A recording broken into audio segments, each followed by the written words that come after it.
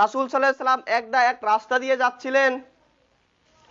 রাস্তার পাশে দেখে একটি ছোট ছাগলের বাচ্চা, কান কাটা ছাগলের বাচ্চা পড়ে মরে আছে। রাসূল সাল্লাল্লাহু আলাইহি সাল্লাম সাহাবীদেরকে বললেন, হে সাহাবীরা, তোমরা এই কান কাটা ছাগলের বাচ্চাটাকে কয় দিরহামে কিনতে চাও? রাসূল সাল্লাল্লাহু আলাইহি সাল্লাম বলল যে এর দাম 1 দিরহাম ধার্য করা হলো, কে নিবে এই ছাগলটা? কোন সাহাবী বলল না না না, এই ছাগলের বাচ্চা নিব না। রাসূল সাল্লাল্লাহু আলাইহি সাল্লাম বলল যে যাও, অর্ধ দিরহাম দাও, তাও এই কান কাটা ছাগলের বাচ্চাটাকে ক্রয় করো।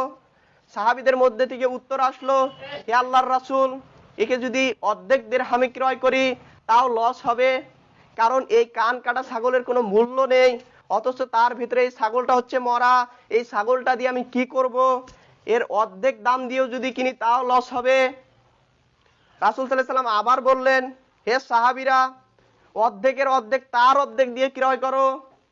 সাহাবীরা বললেন, না হে আল্লাহর রাসূল, এই কান কাটা মরা ছাগলকে আমি ক্রয় করে কি করব? এর কোনো তো দাম নেই, এর কোনো ভ্যালু নেই, একে কিনে আমি কি করব, অথচ সেটা মরা।